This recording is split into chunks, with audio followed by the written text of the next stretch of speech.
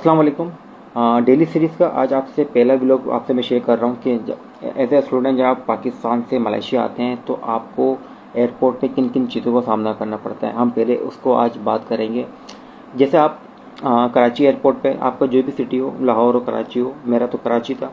Karachi airport पे आप आते हैं तो अपना लगेज की बात करते हैं। अच्छा देखिए, मेरा तो एयर एशिया मैंने एयरलाइन बुक करवाई थी जिसमें मुझे 20 केजी अलाउ था, और हैंड कैरी यानी कि जो मेरे लैपटॉप वगैरह बैग था वो 7 केजी उस पर अलाउ था। ठीक है, बाकी बैटिक एयरलाइन होती है, श्रीलंकन एयरलाइन होती है जो मलेशिया जाती है, उनकी अलग अलग अपनी और रिक्वायरमेंट होती है। कोशिश कीजिएगा कि लगेज आपका अगर 20 केजी है तो 20 केजी से ज़्यादा ना हो। अगर ज़्यादा होगा तो फिर आपको ओवर चार्जेस देने पड़ेंगे, तो इससे अवॉइड करें। और मैंने तो ये किया था कि अपना लगेज करने के बाद मैंने अपने ही इलाके में अंदर उसको वेट करवा लिया था, तो मेरा 18-17 केजी ही बन रहा था, तो मैंने ज़्यादा उसमें लोड डाला नहीं, क्योंकि पता नहीं है ना, एयरपोर्ट के अंदर कोई ना कोई प्रॉब्लम क्रिएट हो जाती है। तो बहरहाल अपना लगेज जितना रिक्वायरमेंट है 20 केजी उतना ही रखें। जैसे आप कराची एयरपोर्ट पे अंदर इंटर होते हैं तो आपका फ़ौरन क्या होता है, लगेज आपका चेक होता है। वो पूरा आपका लगेज, आपका बैग खोलते हैं, देखते हैं कपड़े वगैरह सारी चीज़ें देखने के बाद बोलते हैं इसको बंद कर दो। फिर आप उसको बंद करके फिर आगे जाते हैं तो आप देखेंगे एयर एशिया जो भी आपकी एयरलाइन है उस एयरलाइन की काउंटर पे चले जाएँ। काउंटर पे जाते हैं, आप अपना पासपोर्ट दिखाते हैं उसको, अपना ई वीज़ा दिखाते हैं, तो फिर वो कहता है कि सामने वाइट वाले काउंटर पर चले जाएं, वहाँ से अपनी वेरिफिकेशन करवाएं ई वीज़ा की। तो जब वहाँ आप जाएंगे तो आप अपने पास कुछ पाकिस्तानी रुपीस रखिएगा। 400 रुपये वो वेरिफिकेशन के लेते हैं। ठीक है, और अगर खुदा ना खास्ता कोई कॉपी वगैरह कोई मिस है तो वो कॉपी के भी वो पैसे ज़्यादा चार्ज करते हैं कि कॉपी एयरपोर्ट पे महंगी होती है। तो जेब के अंदर कोशिश करिएगा कि पाक रुपीस हो आपके पास 1000 तक, ताकि कोई इस तरह के इश्यूज़ ना हो। जब वहाँ से आप वेरीफाई कर लेते हैं फिर आप वापस आते हैं काउंटर पे। काउंटर पे आपको वो बोर्डिंग पास वगैरह आपको बना के दे देता है। फिर आपका जो लगेज बैग है वो आपका ले लेता है। लेने के बाद क्या करता है, आपका लगेज बैग की स्लिप आपको बोर्डिंग पास की स्लिप दे देता है, वो आप ले लेते हैं। तो आपका लगेज बैग वो चले जाता है जो कि जहाज़ के लिए, और आप अब उसके बाद जाते हैं अपने इमिग्रेशन की लाइन के अंदर, जहाँ पर एफआईए की वेरिफिकेशन वगैरह, रजिस्ट्रेशन वगैरह होती है। अच्छा देखिए, जब भी आप एफआईए की इमिग्रेशन पे जाएंगे तो वहाँ पर 2 लाइनें होती है, एक देसी यानी लोकल पाकिस्तानियों की और एक फॉरेनर पासपोर्ट होते हैं उनकी होती है। तो आप पाकिस्तानी लाइन में जाइएगा, वहाँ पर आप अपनी रजिस्ट्रेशन करवाएं, वेरिफिकेशन करवाएं।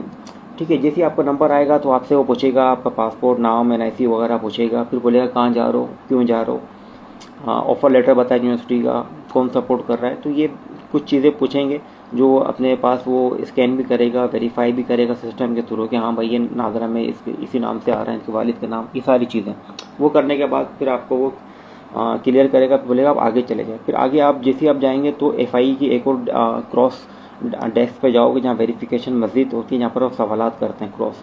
तो वहाँ पर जाएंगे, वहाँ पर भी ऑफिसर खड़े होते हैं। वो पूछते हैं कि भाई कहाँ जा रहे हो, क्यों जा रहे हो, कितने पैसे, कौन दे रहा है आपको, कोई स्पॉन्सर कर रहा है। तो आपको वहाँ पर ना बी कॉन्फिडेंट रहना है, आपको कॉन्फिडेंट से जवाब देना है, पॉजिटिव रहना है।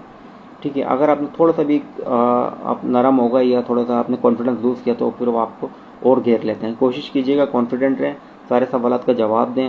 अगर वो कहता है कि भाई आप फाइनेंशियली कौन सपोर्ट कर रहा है, तो आप कहें कि मेरी फैमिली सपोर्ट कर रही है। आप ये नहीं कहना कि मेरे वालिद साहब बड़े गरीब है या फलां काम करते हैं, मैंने वो किया ये किया, अपनी मेहनत से जमा किए। तो वो बड़ी इन्वेस्टिगेशन फिर मज़ीद शुरू कर देते हैं वो। तो अवॉइड कीजिएगा, बस टू द पॉइंट जवाब दीजिएगा। और वहाँ से फिर जैसे ही वो एफआईए क्लियर करता है तो आपको एक गेट पास देता है। गेट पास देता है तो गेट पास लेके फिर आप गेट नंबर 23 जहाँ पर जहाज़ का गेट होता है वहाँ पर वो आपको भेज देता है।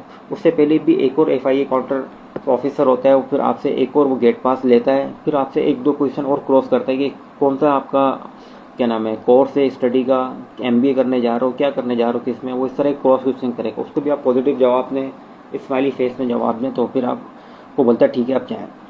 जब वहाँ से क्लियरेंस हो जाती है तो आप जा रहे होते हैं मेन गेट पे जहाँ पर फाइनल चेकिंग होती है। फाइनल चेकिंग के बाद फिर आप गेट नंबर 23 जहाँ पर जहाज़ लगता है वहाँ आप चले जाते हैं। लेकिन फाइनल जैसे ही आप वहाँ पहुँचेंगे तो फाइनल चेकिंग में आपको अपना जो भी आपका हैंड कैरी होगा, आपके पास घड़ी, बेल्ट जो भी आप पहने होंगे वो आपको उसी मशीन में डाल के आगे गुजरना होता है। और सामने एक ऑफिसर खड़ा होता है, वो आपकी चेकिंग करता है प्रॉपर हर चीज़। अगर आपने उसको कोई शक होता है तो जूते भी उतरवा देता है। मेरे तो उसने सिर्फ बेल्ट उतरवाया था बहरहाल, और बाकी एक फीमेल थी तो कॉर्नर लग रही थी मेरे साथ ही थी, तो उसने क्या किया है, जूते तक उतार दिए थे। तो आप लोग ये ख्याल कीजिएगा कि सामान कोई गैर ज़रूरी नहीं लेके जाइएगा, ठीक है। जैसे ही फिर आप क्या नाम है उससे पास होते हैं, अपना सामान वामान लिया, फिर आप जाके वेटिंग रूम में बैठ जाते हैं सामने गेट नंबर 23 के, और अपनी फ़्लाइट अपने जहाज़ का वेट करते हैं। तो जहाँ से जैसी अनाउंसमेंट होगी आप जहाँ से बैठ जाएंगे।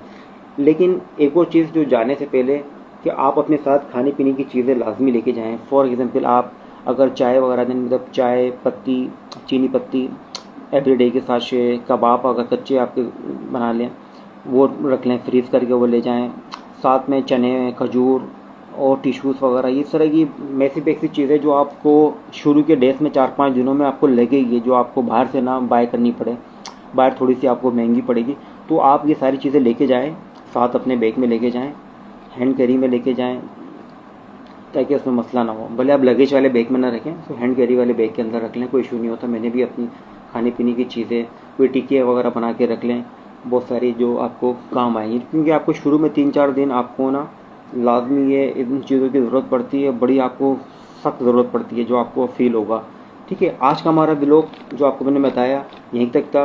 नेक्स्ट व्लॉग के लिए आप जुड़े रहिएगा, जिसके लिए मैं आपको अगले व्लॉग में आपको ये बताऊंगा कि मलेशिया में जैसे आप एयरपोर्ट पर उतरेंगे तो आपको किन किन चीज़ों का सामना करना पड़ेगा, उसके लिए आपको क्या करना चाहिए। तो नेक्स्ट व्लॉग में जुड़े रहिएगा। अस्सलाम वालेकुम।